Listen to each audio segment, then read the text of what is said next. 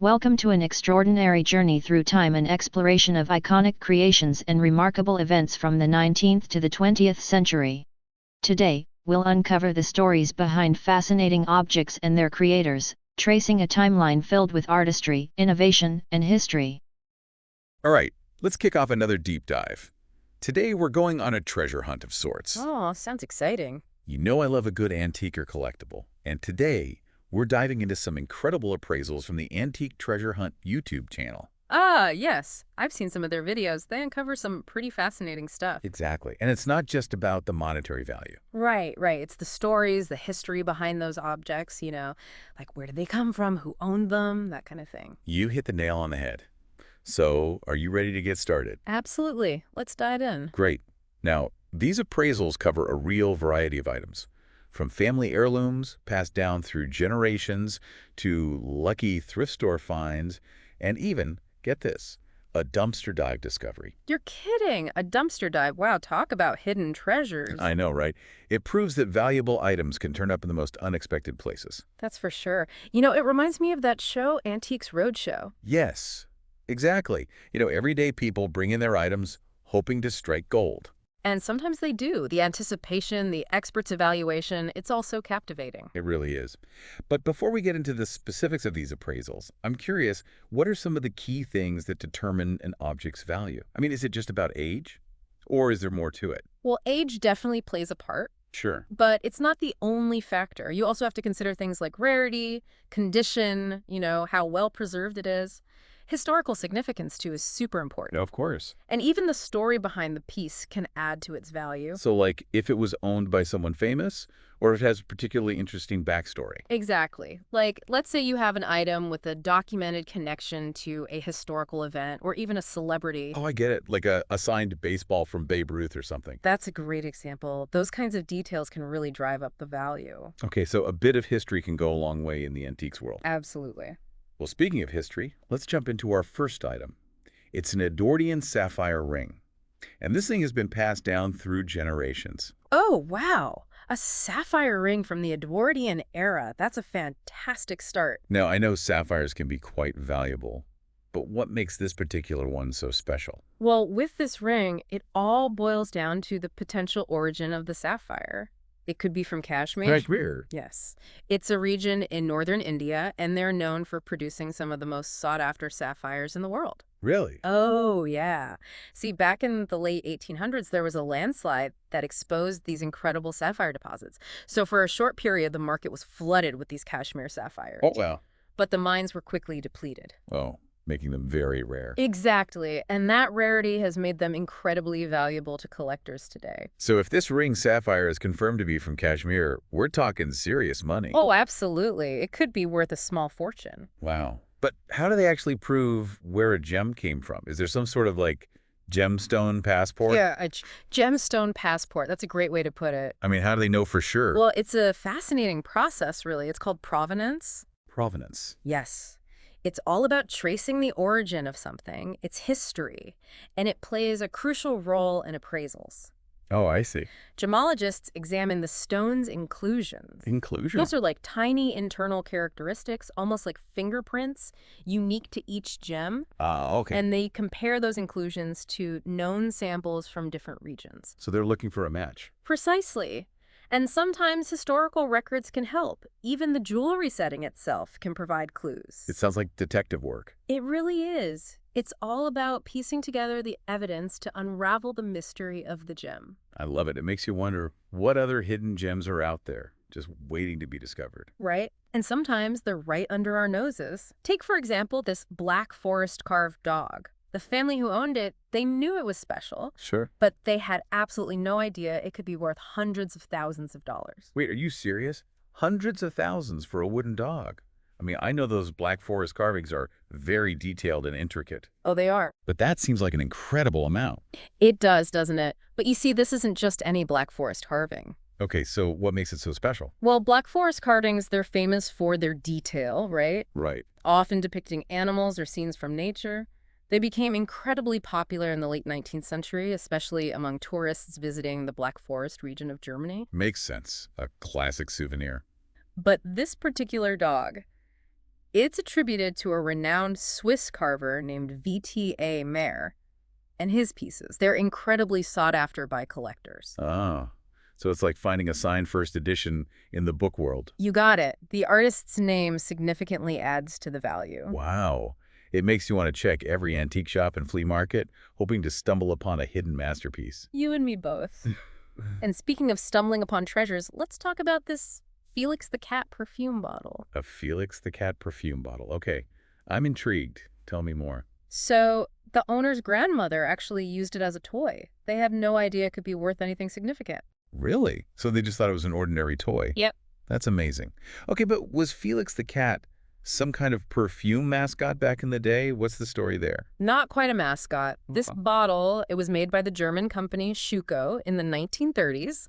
They were famous for creating these detailed, charming tin toys.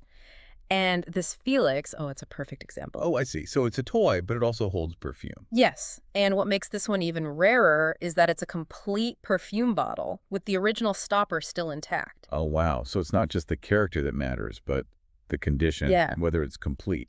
Exactly. It's a good reminder to take care of those vintage toys. You never know what they might be worth someday. You're telling me. Yeah. Speaking of collections, we have a doozy here. Brace yourself. Over 23,000 milk bottles.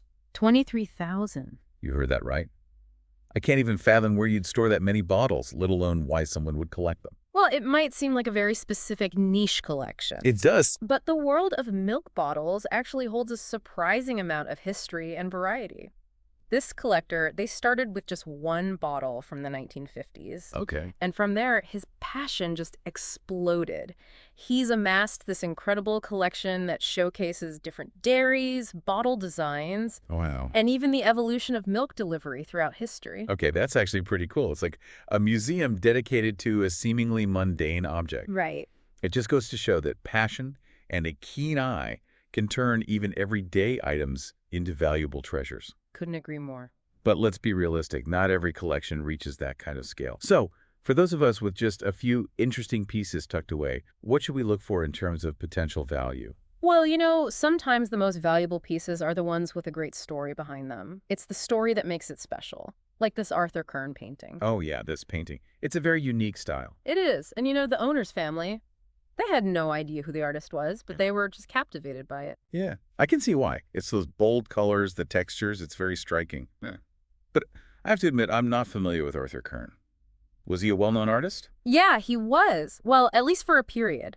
He had a pretty short but intense career in the early 1960s. You know, he was even featured in an exhibition at the Museum of Modern Art in New York. Oh wow, at MoMA. Yes. But what makes his work so fascinating and valuable is that he actually destroyed a lot of his early pieces. He destroyed them. He did, so the few that remain, incredibly rare, Yeah, highly sought after by collectors. it's like a lost piece of art history then. Exactly. So this painting, the one that was appraised, what makes it stand out from the others? Well, first of all, it's a classic example of Kern's signature style. You know, those thick, almost sculptural layers of paint. Right. It's a technique called impasto. Impasto. He might have even incorporated resin into the paint, which gives it that unique depth and texture. And then the subject matter, a fragmented torso. It reflects Kern's fascination with the human form, but in a very abstract way. It's amazing how much history and meaning can be packed into a single painting. But we've been talking about some pretty high-end items. So let's maybe change gears a little and look at something a bit more whimsical. This adorable miniature porcelain toy service. Oh, yes. This set, it is absolutely charming. It dates back to the late 1700s. Wow. Made by Cordley Porcelain in England. Okay. These miniature services, they were actually designed to teach young girls the proper etiquette for tea parties and other social gatherings. Oh, how interesting. Isn't that fascinating? It's like a tiny time capsule of upper-class life back then. Yeah. But I noticed the expert mentioned that the set includes trios. Oh, yes. What does that mean? Is it just a fancy word for a teacup and saucer? Well, in this context, a trio refers to the saucer, the teacup, and an additional cup usually used for coffee or chocolate. Ah, I see. It was common for these sets to have both teacups and coffee cups, just reflecting the social customs of the time. Look, it's not just about looking cute. It's really a glimpse into how people lived and entertained back then. Exactly. But you know, we can't talk about treasures without mentioning the thrill of the find. This next item, This is a perfect example. A painting that was bought at a yard sale for just $5. $5. $5. And it ended up being worth thousands. Wow, what a find. Now, this story really highlights the importance of having a good eye and a bit of luck.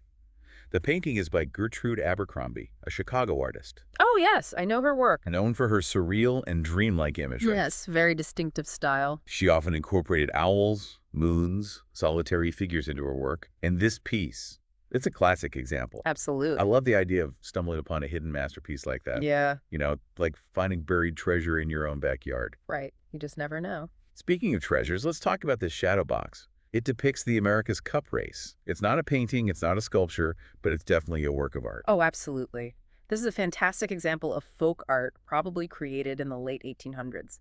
It celebrates the victory of the American ship Puritan over the British in the 1885 America's Cup race. Oh, wow. And the artists used paper sails, painted figures, even crinkled paper to create this really dynamic and engaging scene. Oh, that's fantastic. Isn't it? It's like a miniature stage play. You can almost feel the excitement, the national pride of the event. And I love that the expert pointed out that America's Cup was misspelled in the piece. Oh, yes. It adds a touch of whimsy, and it kind of suggests the artist's genuine enthusiasm. It's a reminder that those imperfections, those personal touches, they're often what make a piece truly special. I love that. Speaking of special, let's talk about this incredible jewelry collection. Diamonds Carats. An evaluation that's sure to make jaws drop. Oh, yeah. This is the one I've been waiting for. We're talking some serious sparkle here. This collection, it was inherited from a beloved aunt, Wow. and it includes pieces spanning several decades. We're talking a diamond cluster ring, about 10 carats, a stunning diamond necklace, approximately 30 carats of diamonds, and then various other earrings and bracelets. It's just a dazzling display of craftsmanship and elegance. And the sentimental value must be through the roof. It sounds like the owner was very close to her aunt. And I loved hearing how she reset her aunt's engagement diamond into a new, vintage-inspired setting. It's such a beautiful way to honor a loved one while still getting to enjoy these stunning pieces. It really speaks to the emotional connection we form with objects, especially family heirlooms. Absolutely. But beyond the sentimentality, this collection, it has some serious monetary value as well. The appraiser estimated it to be worth somewhere between $80,000 and $100,000. Wow, that's quite a legacy. It makes you realize that sometimes the most valuable things aren't the ones we buy, but the ones that are passed down to us, carrying those stories and memories from generations past. They're beautifully said. And sometimes those stories, they're hidden in plain sight, like with this collection of seemingly ordinary newspapers from the mid-19th century. Oh, newspapers. Now, those can be real treasures. I have to admit, I'm not usually that excited about old newspapers. What makes these so special? Well, these aren't just any newspapers. These are issues of the Saturday Visitor, a publication that was founded in Pittsburgh by Jane Swishelm. Right? Now, she was a remarkable woman, a champion for women's rights and a vocal abolitionist. Wow. And she ran her own newspaper back then. That was a huge deal. It must have been incredibly challenging. Oh, it absolutely was. She faced a lot of opposition, even threats of violence, but she persevered. And she used her platform to really advocate for social change.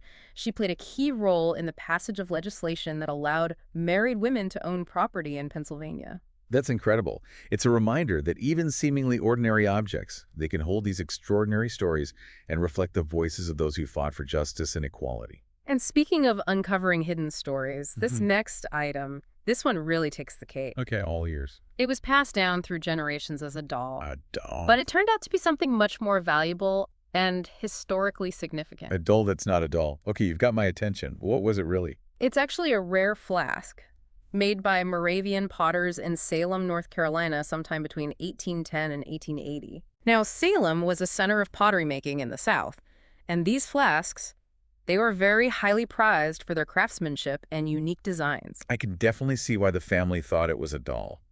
It has that very whimsical, almost folk art aesthetic. It does. But how did they discover its true identity? Well, the giveaway was a small hole in the head, which was likely intended for pouring liquids. The family had always just assumed that it was a damaged part of the dolls, Sure. but the appraiser, he recognized it as a key feature of these Moravian flasks. Like a historical puzzle. Yeah.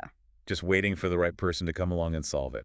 Yeah. And I bet the family was pretty thrilled when they learned their doll was actually worth a small fortune. Oh, I'm sure they were. Speaking of fortunes, How much is this flask actually worth? Oh, it's a good chunk of change. We're talking an estimated value of $15,000 to $25,000. Wow. From $5 yard sale finds to five-figure flasks. We've seen some amazing treasures today. But honestly, for me, it's not really about the money. It's those stories behind each object, you know? And that's what I find so fascinating. I agree. It's what makes them special. Yeah. Whether it's that sapphire ring with its mysterious past or even that collection of milk bottles, they're like little windows into the past. They connect us to the people who made them, used them, cherished them. Makes you think about our own stuff, right? Yeah, What in my apartment would blow someone's mind 100 years from now? right. That's what's so cool about it. Yeah. Every single object has the potential to become a piece of history.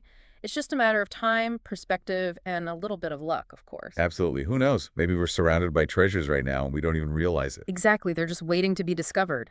Well, after this deep dive into the world of antiques and collectibles, I'm definitely feeling inspired. I'm going to look at my own stuff a little differently now. Maybe I'll even hit up a few antique shops this weekend.